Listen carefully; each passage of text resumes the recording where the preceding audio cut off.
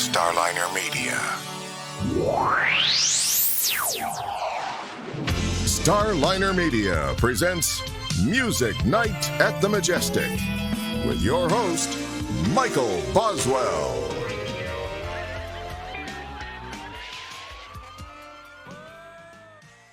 All right, it's time once again for Music Night at the Majestic, and with us tonight, Deborah Bonham and Peter Bullock. Welcome to the show, guys. Hi, Michael. Thanks for having us on. Yeah. Well, it's good to have you here. You guys got the new album out, which sounds great. Thank you. Yeah, it's out with Quarter Valley Records now, so yeah, we're really excited about it. It seems to be going really well, doesn't it? Yeah, it's getting some great reviews and chart positions and stuff, so that's all exciting. Absolutely. Well, I'll tell you, before we get into the album, what we often do on the show here is we say that every musician's journey starts somewhere. So Deborah, we'll start with you. Peter, then I won't leave you out. We'll get to you once Deborah tells her story here.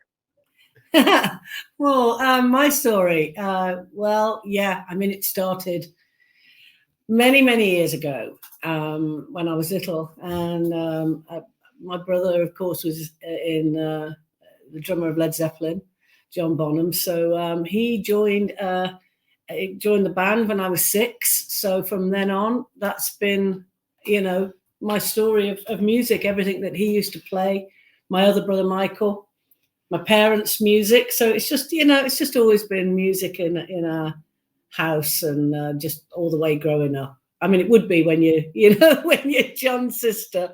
There, I saw you had an interview with Carmine from. Yes. Yeah, Carmine's such a great guy. He told me quite a few stories about John when he first got him his Ludwig endorsement. So yeah, I saw you had that. Yeah, well, yeah, he is a nice guy, and he's got so many stories. It's like one story leads to the next. Yeah. Now, how about you, Peter? Where did your journey start? Were you a young guitar phenom, age 3 or something? You pick up an axe and you start tearing into it? No, I was a late starter. I started at about 7. So, you slacker. I know. All those wasted years. I could have been 4 years down the road by then. But, the preschool years. That's the important ones. He could have learned another chord. That would have been good. I only learned the most important note, and that was it. And that's well, it got me. It got me. That one note straight in there, rather than fumbling about with thousands of them. So, and that note has to be played on a Les Paul. So there you go. And grew a mark. Now, tell me this, Deborah. You mentioned about having music around in the house. What are a couple of the records that you remember being played as you were growing up that have stuck with you? Oh wow, nearly all of them. I mean, Led Zeppelin 1, 2, 3, 4. Yeah. John wouldn't let anybody else's record in the house. Oh, yeah. He was a big. That was a joke, actually. He was a massive music guy. I mean, he just used to play everything from, the old blues stuff. He was really into Motown and the funk stuff of James Brown. And I guess it's literally everything has stuck with me. I don't think of anything that hasn't. I mean, from when I was about 6, I was playing Fleetwood Mac, Peter Green's Fleetwood Mac. And I remember buying, when I was 6 or 7, I remember buying a free single, prior to Bad Company. Paul Rodgers was in Free, right. And they did a song called My Brother Jake, and I bought that. So back in the 60s. So, and the Kinks and the Beatles and and all of that. I mean, just everything stuck. I don't think there's one artist. I mean, that hasn't. I still play it, all of it. And I've got my little, my playlist of all those songs. And John I'm going to put on my anorak here and say My Brother Jake was 71, not late 60s. Oh, well, okay. Well, I might have been just under 10. I might have been. I remember buying it on the island thing. And I remember buying that. I might have some insider information here. Hang on. I'll just... don't give me. Hello, Paul. Yeah.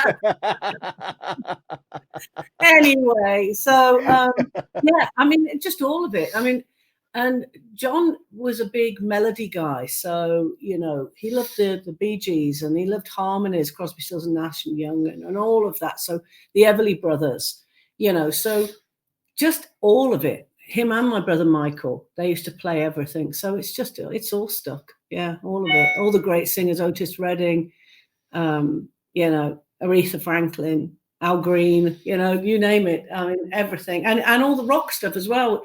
We always had Genesis and Heart. We played Heart a lot. Genesis, gosh, everything. Hendrix. So, yeah, it's all there. Yeah, well, tell me this, Deborah. You left a few out. I mean, I play all this most weekends. We haven't gotten a P through R in the alphabet yet. I know. And do you know what? She left out the Spinners as well. The Spinners. Well, you know how much I love the Spinners. Rubber Band Man. That goes on after a few celebrity drinks. Out will come Rubber Band Man. Well, let me tell you about the Spinners. I thought that this was a band that I'd found, you see. And I've always played the Spinners and Rubber Band Man. I just loved them. And then we had you got to watch the video on YouTube and then try the dance. Oh, they're on. It was the Late Late Show, and it's just. I mean, Felipe Wynne, one of the greatest vocalists ever. So, just love them. I thought I'd discovered them, and you know, I've been playing it for years and years and years. We had an evening only about a year ago, or maybe a bit more, with Robert Plant. He came over to the house, and he's a very close friend. And he came over to the house. Anyway, we started playing music, and him and Pete. Slip a song there. You can say "In the Evening." Robert Plant. There you go. You see what I did there? That was a song by Led Zeppelin. That wasn't not a funny joke. Anyway, so Pete and Robert are playing Charlie Rich. And the pair of them were stood there listening to this music, which is incredible. But, you know, the tears are rolling down their face because it's a real sad song. She wears a gold ring on her finger. So there they are, you know. We've had a couple of drinks. But anyway, they're both stood there, the tears coming down their face. And I'm like, oh, for goodness sakes, we've got to liven this up. You know, we've got to put it. So I went over to the music play or whatever you call them these days, I don't know. And I put on Rubber Band Man, and I went, yeah, you know, dun dun dun dun dun dun, and off it started. Hand me down my walking cane, hand me down my head. Come on, you do not sound like Felipe Wynne. Anyway, so, and Robert just suddenly went, oh my goodness, John. And I went, hey, and because I never actually heard John play this, and Robert said, oh, yeah, him and Jonesy, John Paul Jones, every sound check they would do Rubber Band Man. Oh, wow. And he stood there and you could see the love in his face and his eyes. And I thought, oh, my goodness, I never knew that. Imagine all these big stadiums in America, the sound check in the afternoon with John Paul Jones doing Rubber Band Man. I don't see a downside. No, not me. We had that as our opening music. Well, I did on the Stars Align tour in America. Yeah, we toured America about 3 or 4 years ago with Paul Rodgers and Jeff Beck and Ann Wilson of Heart. That was a nerve-wracking moment. I was having to sing before Ann Wilson, who I absolutely adore, and she sat at the side of the stage, and I'm thinking, oh, good grief, I better pull it out the bag, you know. And then he had to play with Jeff Beck watching him, or go on after Jeff Beck. So that was that stretched us, didn't it? Yeah, it was like the no pressure tour. No pressure. Yeah. We're going to say, it's careful what you wish for. You want to do a big American stadium tour, and you think, oh, great. And then what you have to do is do it in front of your idols. Well, anyway. No, they were all great. They were fantastic. They're very funny people. It was good to be around. It was lovely. And luckily, Jeff Beck is kind of out there on his own, isn't he? And nobody compares to him. So, so that's what I told myself anyway, why there was no pressure, because I ain't gone down the Jeff Beck route. We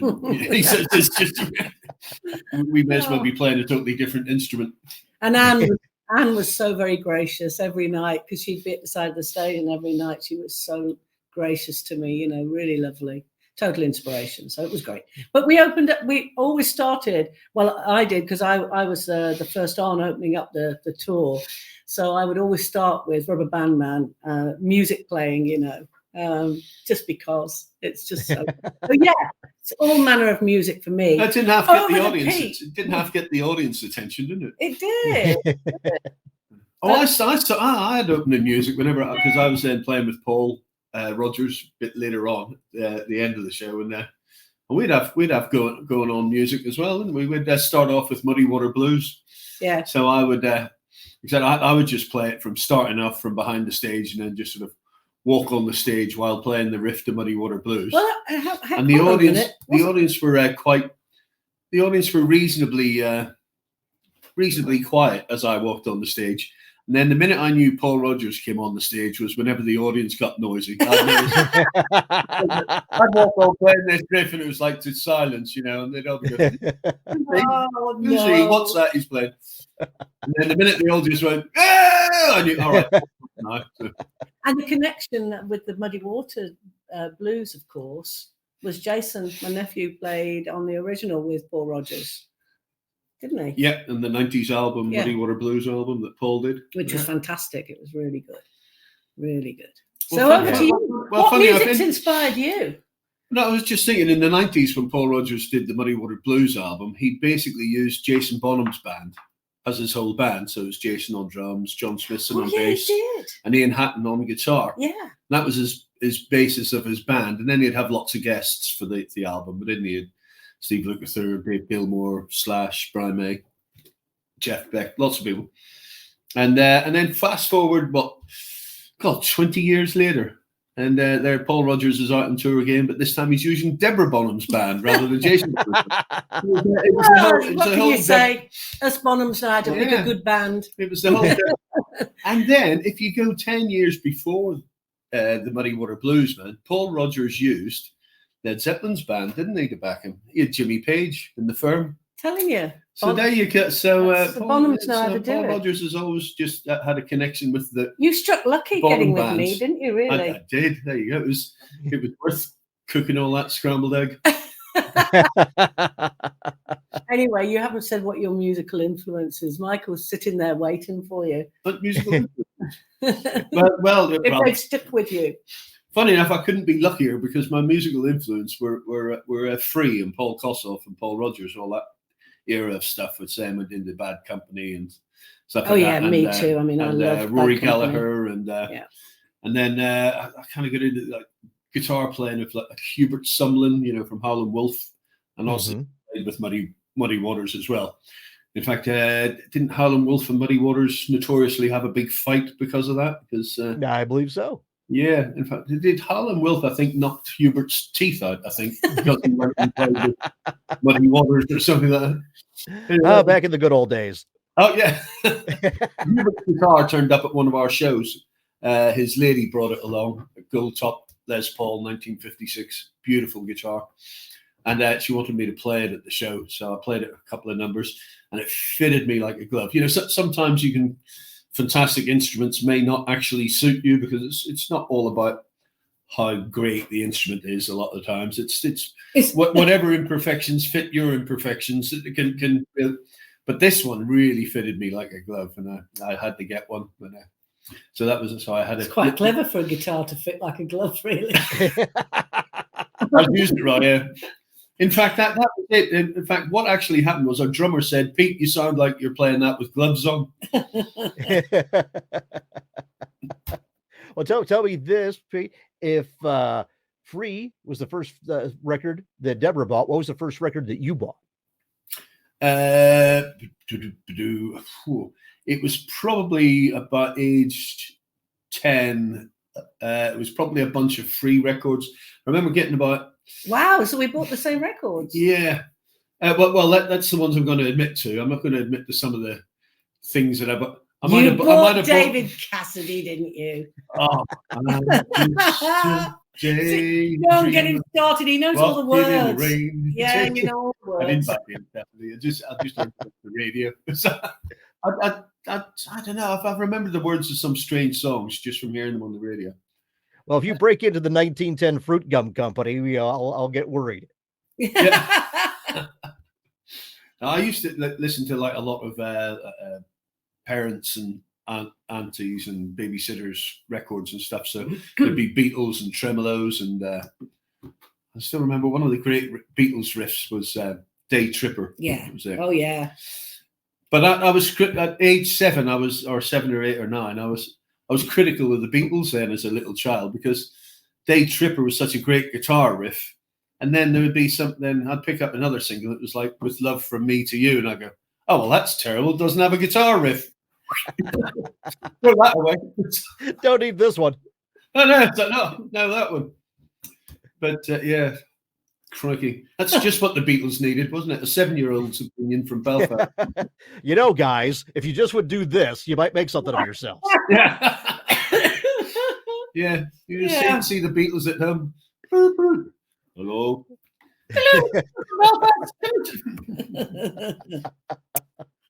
Now, Deborah, you mentioned Robert Plant before. Yeah. It was at his house that you got your first demos, correct? Yeah. He had a small sort of studio that was just tape to tape, and about 4 tracks on it. And Jason and I went and did some demos, which were real funny, because I was just trying to decide, I'm trying to find find my voice, really. I'd always wanted to do music, but I'd really stayed on at school, and John wasn't that keen about his kid sister being in the music industry, and I totally get why. But he had passed away, and I just finished school as he passed away, and I gave it a while, and then I thought, you know what, I'm gonna have a go to see if I can do this. I've written a little song of sorts. Jason was about 15, and he was playing drums better than most people at that age. He was incredible. I think he was doing all the demos for Robert, actually, for Robert's solo stuff. So he was amazing. So we went over to Robert's and did these demos, which were quite funny, because on the playback we were listening, and there was this real rustling going on the playback, and the engineer, a guy called Benji Lefebvre, was saying, well, I don't know where that's coming from, this constant rustling. What it was that none of us had noticed. Jason was playing with one hand, and he got a bag of sweets and crisps and a whole stash of that's chips and candy by the hi-hat, and he's playing with one hand and putting his hand in there and rustling these bags of meat in them. And nobody noticed, because he still played drums brilliantly with one hand, and nobody noticed. Oh dear. I'll have to find those tapes out at some point. I'm sure they're still there. That's funny. Now, how about you, Peter? What was your first time at the studio? First time in the studio? Oh, that would have been sometime in Belfast. Why did I have to do? I had to do some cover versions for somebody. I haven't given this a thought. I've probably not even told you. And it was Black Magic Woman, and then a Peter Green Black Magic Woman. And were you age 8 at this point? I was. Had you moved on from the Beatles? I'd moved that. Yeah, I wonder what that was for. Yeah, that was great. When he got done giving George the lesson, here's how you should play this one. By the way, play Gretsch. Right. Yeah, that, and then we'd play in a few sort of school bands and stuff, and try and record some things. We tried to record in a really backward kind of way. We had reel-to-reel tape machines, myself and my uncle, who's 3 years older than me. We had my grandfather's reel-to-reel tape recorder, and he was a singer from the 40s and 50s and stuff. He sang really horrible stuff. We absolutely hated his records. We really hated his voice, his songs, everything. It was so based around the church and stuff, but not like an American church where you get gospel and soul and stuff. This was just horrible Irish church, which was just a horrible memory. And how many people have you just offended now? He's crazy. He tells me, now be careful what you say. And there he is. He's just offended the whole of the Irish church. So, and Put that back now. Well, we get ourselves banned, Peter. I'm going to blame you. Yeah, but it wasn't all the Irish church. You see, we had Horselips and we had other Irish bands that were fantastic out of Ireland. Well, they didn't play in church. Well, they might have done. Okay. I'm just trying to defend the faith here. Yeah, you better. I'm trying to make a comeback. It's like you did that hole really, really well. It was only my grandfather that was a horrible church singer. But because of this, he was very precious about his tape machine and his record player and stuff. So we used to have to wait till he went out. And then we'd sneak down and get his stuff out, and we'd record all this, what he thought was the devil's music. So we're recording the devil's music all over the church's tapes, and then he'd come back and we'd quickly sort of hide them all. And I could see your Uncle Paul doing that. Your Uncle Paul. I know. Bless him. Yeah, so we had to sneak our recording sessions. Oh, that's funny. You better hope they never rise to the surface one of these days. I know. People will be playing the tape backward and everything. See what message you'd left. I hate Granddad's music. Is that what it would be? Sometimes during the night you hear, Peter, we need to talk. But this is the first time I've mentioned this, actually. It's the first time I've remembered or thought of this. Because on so many of the interviews, Debbie talks a lot about her musical family, and not just John, but her mother sang a bit, and they liked all these old sort of swing bands. Are you saying I talk too much about that? I've just been hearing that. Have I been curtailing your style or something? I was thinking I don't have a musical family. I just realised, I don't have a musical family. Listen, your Uncle Paul. He was quite a name in Belfast. He was. Unfortunately, he passed away a couple of years ago, too young of cancer. So, but he was just great, and he was a pretty fine guitar player, and he had a great band in Belfast. But he's been through quite a few bands in Belfast that were so you do have reasonably well known. Not so much outside of Belfast, but. He was a local hero. He was his music was real on the edge. He took no prisoners. He was just the greatest guy. He was just really, there was no messing with him at all. Yeah, we went from blues rock to sort of hard punk. That's what he ended up punk, and I didn't quite go down the punk route too hard, but a little blend of it all. I never understood the differences in genres of music. I just seemed to like them all. I remember our school band. I could go from playing Black Sabbath Paranoid straight into the Ramones, Do You Want to Dance or something. It's like, I think, well, what's wrong with that? They're both great rock and roll songs, Do You Want to Dance? Those are good old rock and roll songs. Yeah, we did Sheena's a punk rocker, and and then we'd go straight from Sheena's a punk rocker into Smoke on the Water, Deep Purple. Luckily, we don't do without skipping a beat, It's like we don't do that in our live show, thank goodness. Yeah. Well, as Duke Ellington said, there's only two kinds of music, the good kind and the other kind. Yeah, the good kind and the other. That's it. And as Buddy Guy said, there isn't no such thing as pure blues.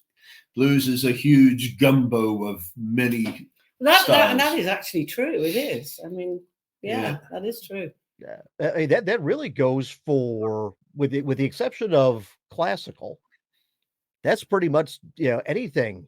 All other forms can be described as that, whether it's jazz, rock and roll, country. I mean, it's a multiple influences to create the form. Yeah, well, countries over the last sort of 10 or 20 years is blending nicely into sort of rock and stuff, isn't it? Sort of. It is that a lot of those boundaries are getting blurred now, aren't they? So. Yeah, well, you know what? To me, this is just my opinion.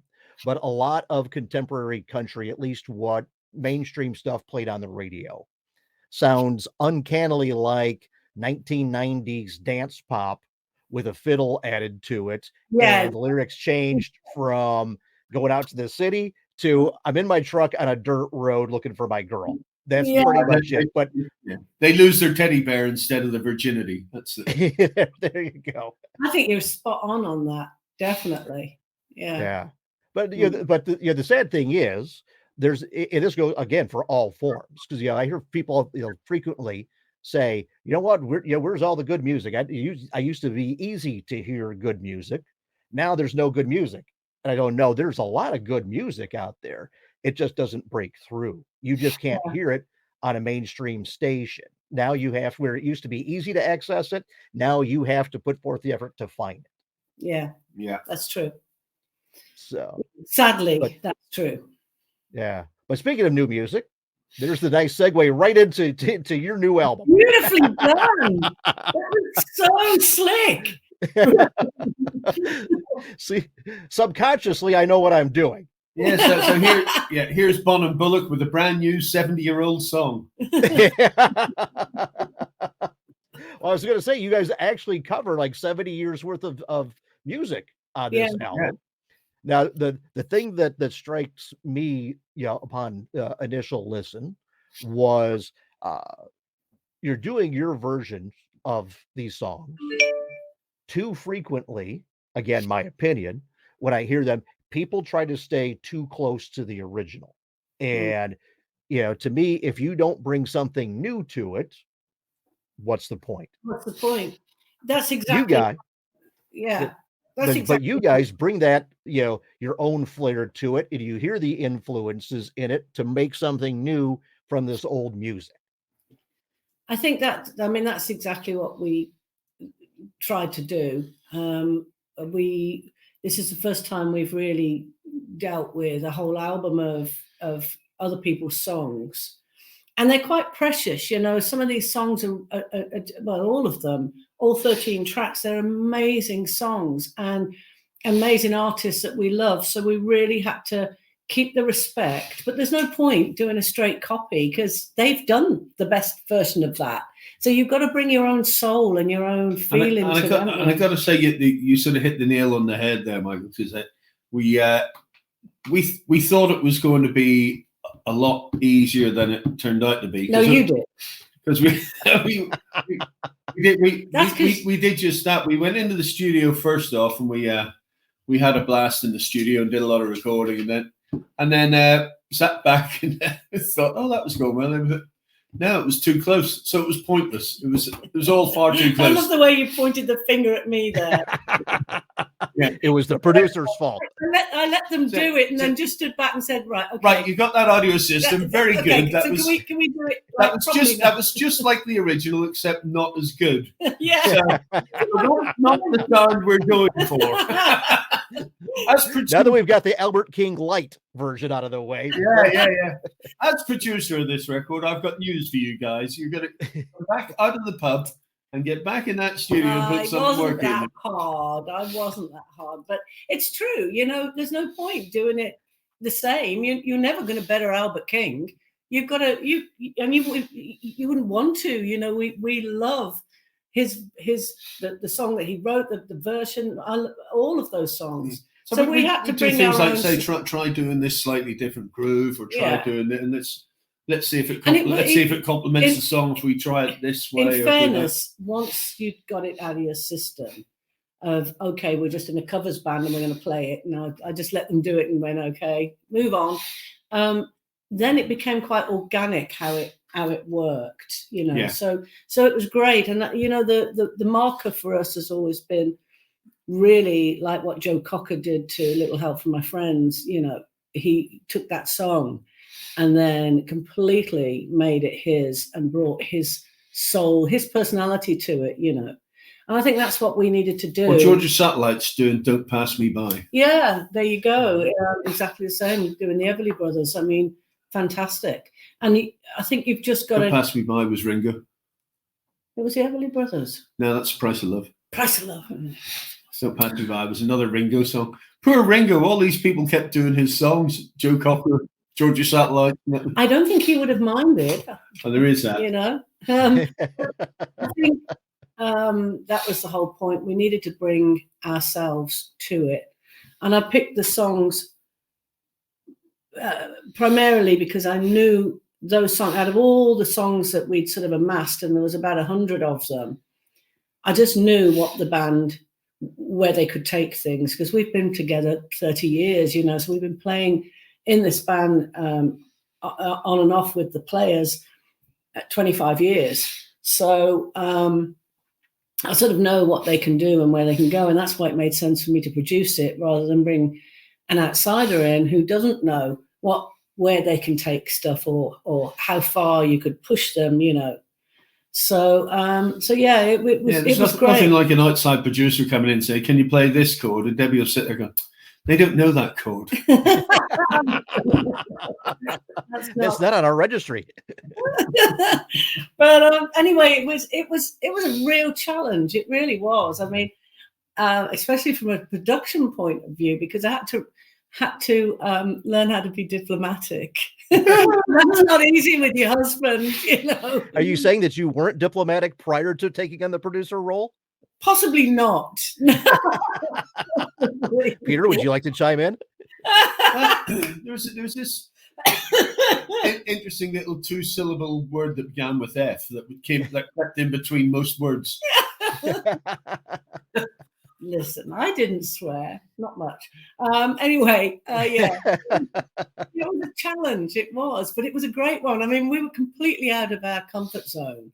But for me, all the time, my head and my heart was focused on the original track, the original artist, and just trying to, you know, give them the respect that it was due, but bring ourselves to it. I think we eventually found a groove for all, which then applied to all the songs, which is why they ended up all sounding like well, it is the same era. It is it ended up, so from 7 decades of music from 13 different artists, I think we managed to do it where it all sounded like it came out of the same period, the same recording session, the same artist, which of course it was.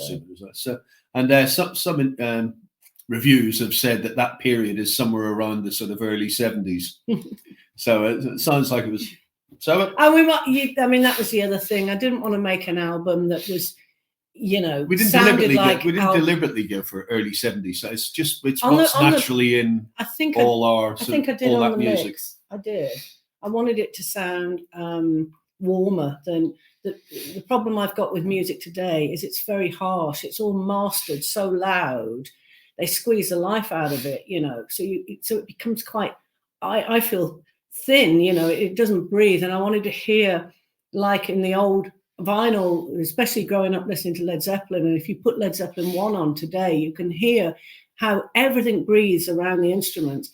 Granted, we've used more instruments, so then the more you put on, the more difficult that becomes. So then I started stripping it out a bit so that we could get that air, so that it sounded warm, you know. And dynamics. So everything had a space. That's exactly it. I mean, working with and that came along with the mixing and mastering engineer, working with Tim Oliver. Tim Oliver, he's called, from Peter Gabriel's Real World Studios in England. So, and he's he was amazing. Apart from amazing, you know, Peter Gabriel and all that, he did Robert Plant's albums and stuff. And we had a problem at the mixing stage where we weren't liking the sound, and Robert Plant, again, we've mentioned before, he took an interest on. We were playing him stuff, and he said, "You know, you need Tim Oliver to mix this." So, and he did the phone call and introduced us to Tim Oliver, because Tim Oliver's not out there to work on. You know, he cherry picks his music that he mixes and works with. So, thankfully, he had a listen and said, "Yeah, I'd love to do it," and that took it down this beautiful sort of mix route. It was great. And he said, "You know, I can master it as well, because, you know, I'll mix it in accordance of the way I would master." So. He did also say, though, it was recorded really well. We recorded in a chapel, a little studio just down from where we live. It's a guy who's bought it and made this studio, a guy called Paul Burton, and him and another sound engineer, David Evans. They recorded it beautifully for us. They had a lovely great engineers, great studio, the old chapel studios. Got a lovely live room. You can imagine being an old chapel, you know. So it was recorded really, really well. So yeah, it was a challenge, and we were out of our comfort zone, but it was a great one to have that stretch, you know. So it's that old adage which I seem to love lately. It's good ingredients and don't burn them. Paul Rodgers told you that. You think that one. That was Paul Rodgers making porridge at our house. He was just making his breakfast. Somebody asked him, have you any tips for cooking? Paul? You asked him. He says, yeah, good ingredients and don't burn them. And I think that applies to recording as well. I think so. Oh, absolutely. Absolutely. Except my old Gibson Les Paul, I did set fire to that. So that's a good ingredient, which I did burn. So you were silly and young then. I should have listened to him. You were silly and young. I'll tell you, you mentioned the warmth, of the recording. And that's one of the things that comes through, that 70s vibe, if you will, on there. And what you were saying, Deborah, about, contemporary production values have everything so, on one hand, everything has to be perfect. And it comes out soulless. That's exactly it. Totally. I mean, there's a couple of one takes on the album, on vocals, on some guitars, on various bits. I mean, I had to try really hard not to play perfect. The fact is, I left them in. There are a couple of things in there, but I'd rather hear that and feel the soul. I mean, the important thing was when Pete was playing solos or anything like that, was that he, did I feel it? Did the hair stand up? If there was an odd note here and there, it didn't matter. It's about, I mean, you listen to all the old blues players, you listen to B.B. King, you listen to Albert King, you listen to all the Kings, and nobody just made it, let's just move that note into, so that's just, it strips the damn life out of music. I can remember this producer not taking proper notes. I remember, I don't know, about 8 weeks later, it's like I've got to go in and do a guitar solo on a song we'd done previously. And it was all afternoon, and it kept going, no, not feeling it. And then eventually she goes, hang on, what's this?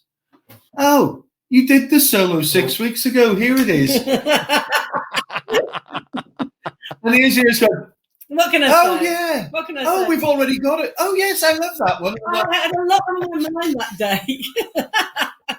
I had a lot on my mind. Okay. Well, hey, it didn't hurt you. A bit more practice. I wish I could remember what song that was. I know. Yeah. Oh, go on. No, I'm not telling you. Anyway, moving swiftly on from that one.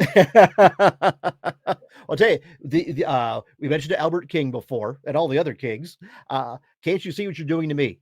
What made you choose to do that song? A very dear friend. He was the sound engineer for Robert Plant for years and years and years. Roy Williams and C6 Steve, an amazing sound guy from the Midlands. But also a big knowledge of music.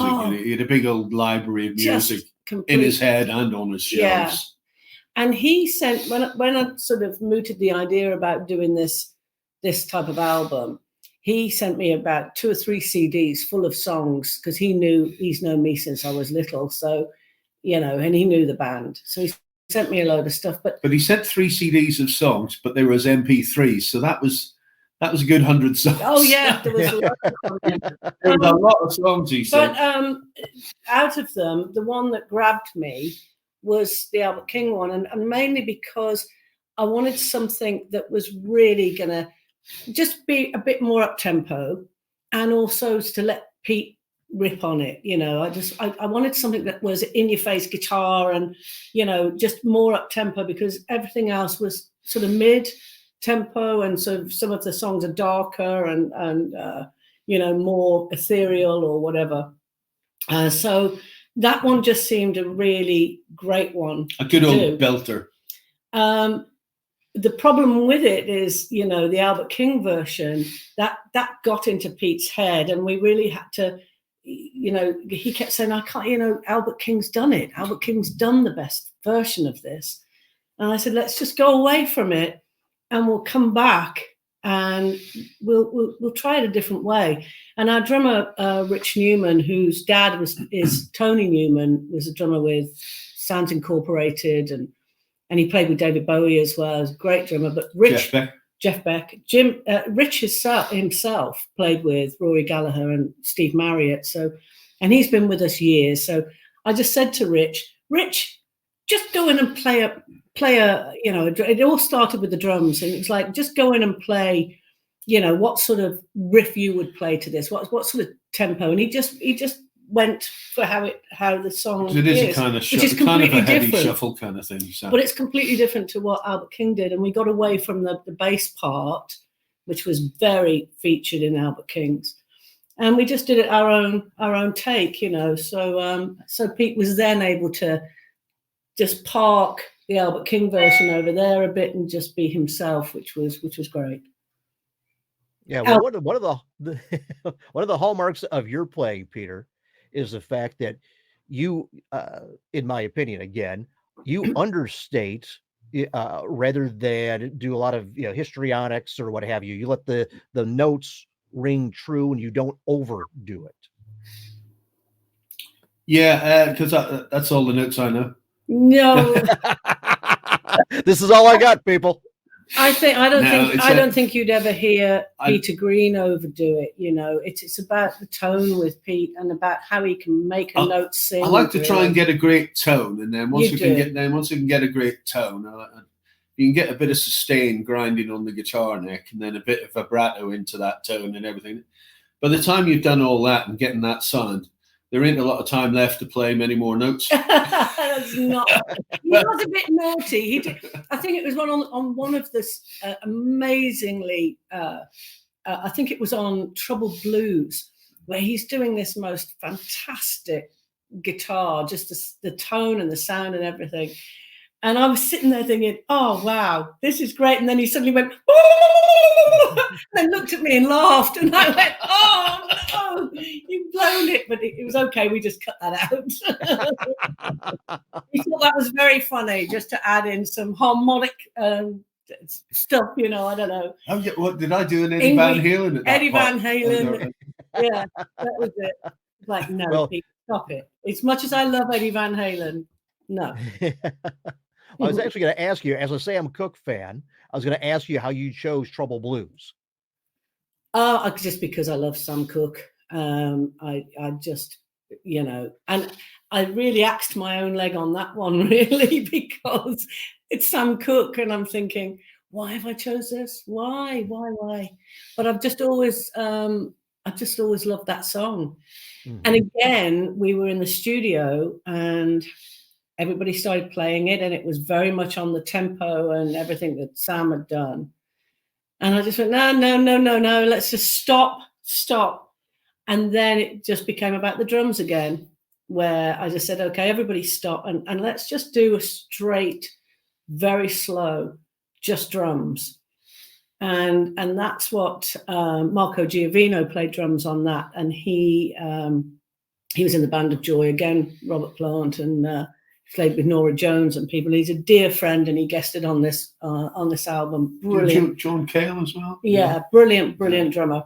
And he just took it back to this very slow, and I just sang, and that was it. That was it. You know, it was like we did Buddy Miller's band as well, didn't we? Which was so he's another great. For me, I think tone guitarist and twang. I think for me, all the tracks always started with the drums, and how once you've got the rhythm right, where you can take it somewhere. Then, you know, it's about getting that rhythm. So drums and bass, that's where it. And actually just drums, that's where it started. With Trouble Blues, not just the Sam Cooke version, but the Fats Domino version, the Buddy Guy version that people know, that's a song that you have to navigate, because people can easily say, oh, well, you're doing the Fats Domino version or the Buddy Guy version, the John Hammond version of it as well. Yeah, absolutely. I mean, it was written by Charles Brown, I think. And I've got Charles Brown, of course it was. And yeah, I mean, it's lots of different versions, but it just, I don't know, the song, I just always loved the song, always loved it. And I just knew that it would be something that I could bring something to vocally. And I also knew that Pete could bring something on the guitar front, that we could make it. It started off sounding very Twin Peaks almost, it sort of had this real spookiness about it. And then we just added a few little things in there, the slide and then when I cranked up the guitar on that, and it had a nice bit of echo and a nice big empty room tone. It seemed to sort of, I don't know, it ended up sounding a bit like early Peter Green or something. It was a kind of a Dave Gilmour, a bit of that almost, a bit Pink Floydy almost in places. Again, it was a bunch of guys all around us, all with great sounds and great tones and everything. It just inspires you to play. It does.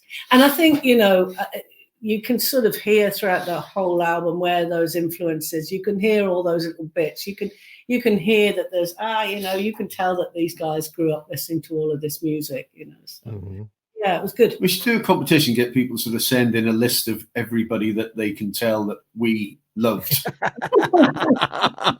Let me hear all day. Some of the songs, I'm sure you probably pick out about 3 vocalists that were inspirational there, or 3. Okay. I'll tell you, Deborah, you mentioned before, we were talking about production, adding instruments to it, building along. On I'll Get Along, you added dobro to the mix. Yes. How did that come about? Well, again, huge Ann Peebles fan, huge. I mean, she was at that when we were talking about doing those demos at Robert's studio. Robert disappeared, and he's another one that has this incredible musical knowledge. I mean, he knows so much stuff. He's another encyclopedia. And he lives and breathes it. So, but he disappeared off, and he came back, and he handed me this album and said, "Have a listen to this." And he gives me this, because it was vinyl those days, so which was great. And he gave me the Ann Peebles Can't Stand the Rain album. And I listened to her, and I was just, blown away by her vocal and her texture and her voice, her chassis, everything. Amazing. So when it came to picking a song, out of all the ones that she's done, that many of them have been copied, I went for I'll Get Along. And again, it was like, okay, she's done this great sort of, soul sort of version of it, danceable almost, this great soul version. Where are we going to take it? And again, it went back to the drums. It was just, let's try, throw a few sort of rhythms to me, and let me see which rhythm is going to sit the best. And again, that was Marco, and he just did a couple, but then he landed on the one that we've used, and I just went, that's it. And then all of a sudden I could hear it becoming more sort of Mississippi swampy almost, and so then of course it was like dobro and Hammond, and I put a baritone guitar on that as well. You did, and then we brought in a guest player. I mean, one of the Hammond players, again, they're all good friends of ours, but one of the Hammond players actually worked with Ann Peebles. Brother Paul Brown, he's called, Brother Paul, and he worked with Bobby Rush. And it's quite funny because he what was that 80s rock band? I mean, he's long, blonde, curly hair, white dude that wears the sort of real 70s pimp clothes almost, He was in Survivor for a while. In Survivor. And there he is, playing with all these real blues black dudes, They ended up calling him Brother Paul, It was such a case. And you've never seen such a white brother. Yeah. True. But he played with Ann, and he's on a couple of the other tracks. But I think because I just thought, because he played with Ann, I went for our other friend that's on there as well, John Baggett, who was in Robert Plant's Sensational Space Shifters. fantastic player as well. He's did some of the programming. He was in Massive Attack and Portishead as well. So an incredible talent. And so he did the Hammond solo on that with Pete doing the guitar, and then the dobro on there as well. So yeah, it was great. I mean, each day it was like a new thing, because it was sort of feeling it as it went along. So it was like, this needs dobro. Okay, let's play dobro. You know, it was that sort of thing. It wasn't too planned. It was quite organic the way it moved along. Yeah, as it should be. Yeah. I actually thought she wanted to record it in Dublin. not Dubro. Tell me this, Pete. What song on the album did you find to be the most challenging to do your guitar part and make it different than the original? Can you see what you're doing to me, Albert King? You want me to think about that? Let's make it up. Probably was that. It probably It was. wasn't when you actually started to play. Oh, It wasn't at all. Yeah, once we get into it, yeah. Once we got that sort of a whole idea out of your head. It was one of those things that it was really annoying me. I kept going, why the hell am I doing this song? You know, it's why the heck? Yeah, well, I was thinking the same about Sam Cooke and Ann Peters. Eventually we slipped into it, and it was I got rid of that thought of why the hell are we tackling Albert King, and eventually I kind of saw a purpose. You saw the light. You saw the light. I saw the light. Jesus H. God dancing Christ. I saw the light. Yeah, it was the Blues Brothers came to me. I don't know. It was yeah. It was all of a sudden I was on a mission from God.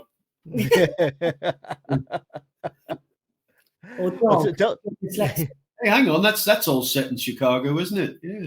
It is, which leads me to ask: are you guys going to be on the road in the States, promoting the album? Yeah, hopefully at the end of this year.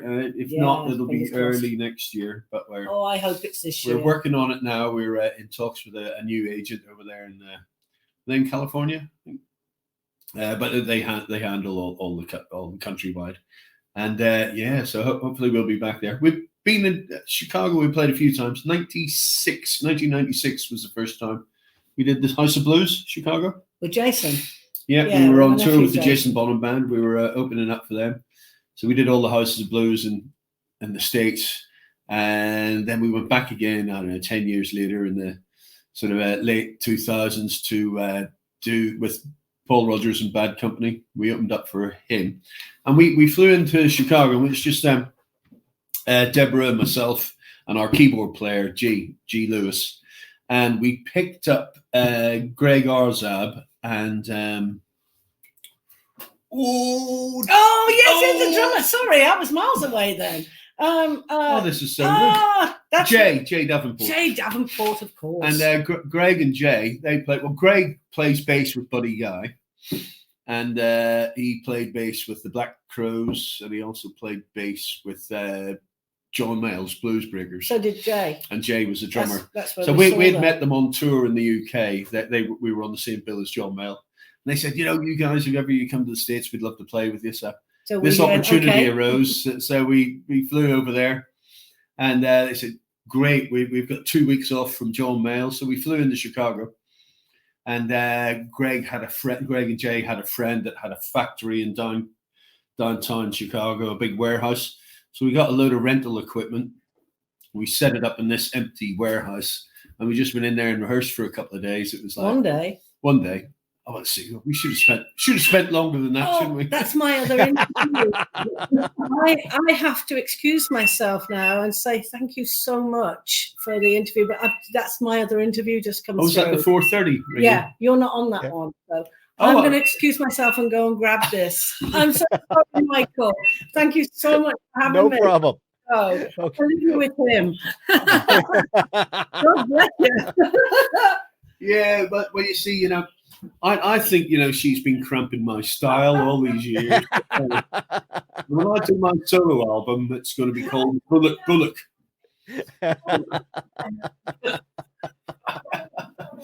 Well, that was weird. I've never seen that happen before.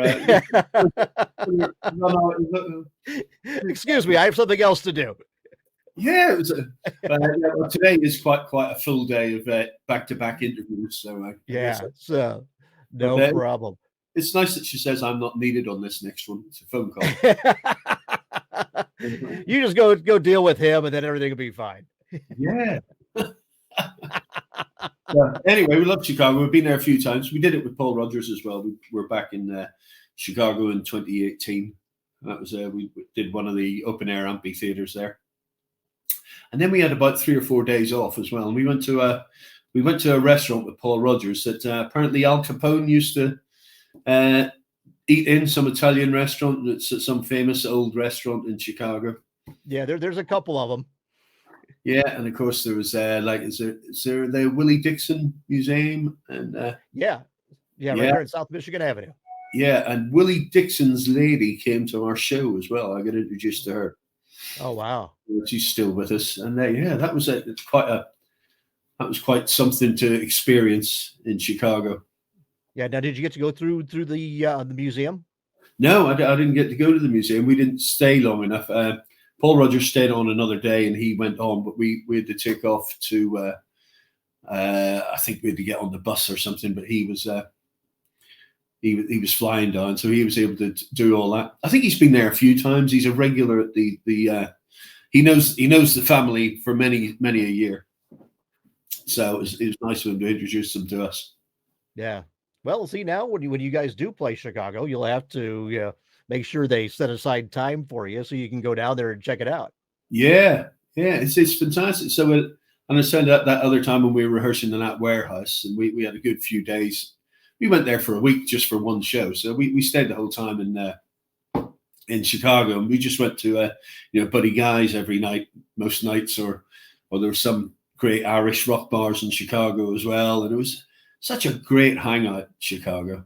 Mm-hmm. It's probably it's up there with one of my top favorite. Well, I guess you guys already know that it's a cool place, so you don't need to hear it from me. I do enjoy Hollywood, Los Angeles, and New York, and Chicago. I see those as sort of three cool hangouts, and oh god, no, there's more than that, isn't there? It's a great place to hang out. Well, you know what? Every place has its own music scene. Yeah, oh god, New Orleans and Nashville. Oh Christ. God, you guys have got so many cool cities over there, haven't you? Memphis. Don't forget Memphis. Yeah. Oh shit, yeah. Yeah. A record or two came out of that town. Yeah. Oh, hang on, Seattle. Yeah. Oh, hang on, Houston. I used to live in Houston for 4 months. That was that. Austin. That a great scene. Oh, crikey. So now we're on about 12 cool cities in there. We played in Dallas-Fort Worth as well. That was quite a laugh. And the night before we played was Ringo Starr's All Stars, and he had Peter Frampton in the band and Jack Bruce from Cream in the band. And we were all at the same hotel, so we ended up sort of having quite a few drinks with Jack Bruce, who was, and it got to the point where in the bar, I thought I could do a good impression of Jack Bruce's stage movements and his dance. So I'm dancing around the bar like Jack Bruce playing an air bass guitar. Jack Bruce is dancing with me playing an air bass guitar. And Debbie comes in and starts shouting at us saying, "We've got an important gig tomorrow night. Can we get to bed and lay off the drink?" And I just looked at her and said, "Have you met Jack Bruce, honey?" And she sort of fell apart with, "Oh," and sort of. So yeah. So if anyone ever says if I played with Jack Bruce, it'll be yes, I played air bass with Jack Bruce. We did an air bass duet.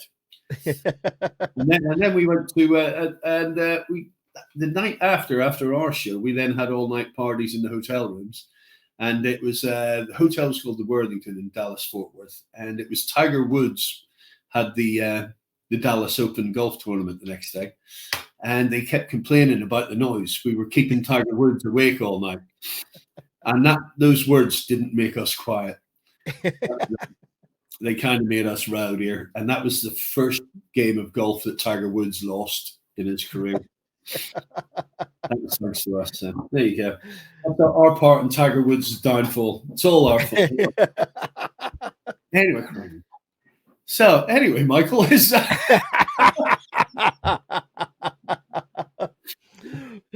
From Albert King to destroying the career of Tiger Woods. There you go. We covered it all.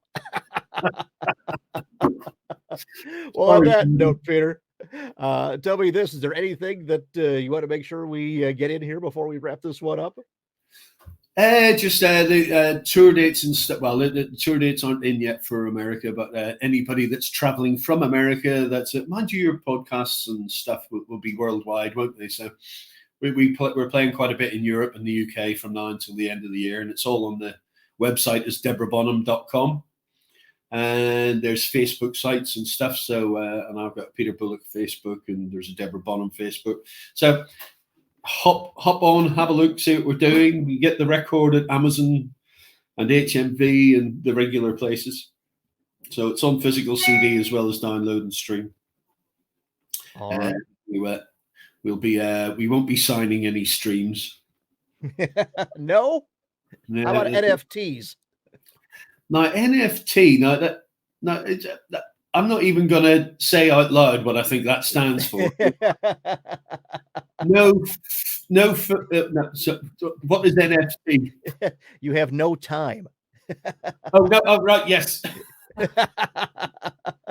was right then with the F. Yeah, yeah. It's a bit like those little buttons on the mixing desk, isn't it? When the singer wants to sound a bit more. Oh, I'll give it a bit more on the DFA button. And they go, oh, that's perfect. Then they ask what the DFA button is. And it's all.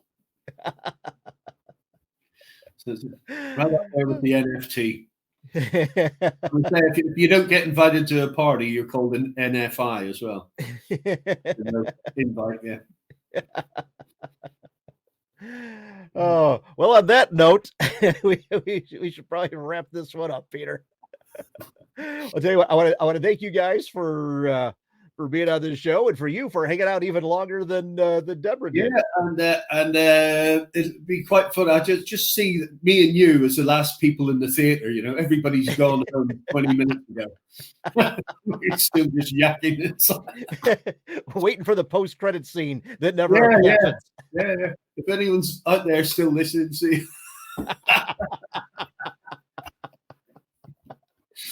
All right. I'll tell you what, I want to thank everybody for watching. Peter, thanks for being here. Tell Deborah, thanks for being here. Everybody have a good night. Thanks for having us. Cheers. This has been Music Night at the Majestic with Michael Boswell. If you enjoyed this edition of Music Night at the Majestic, follow us on Facebook, YouTube, Twitter, Instagram, and at musicnight.net. Music Night at the Majestic is a copyright production of Starliner Media. Any use of the accounts and descriptions of this program, its audio or visual content, without the express written consent of Starliner Media is prohibited. Thank you for joining us this evening. We'll see you next time for Music Night at the Majestic. This is your announcer speaking.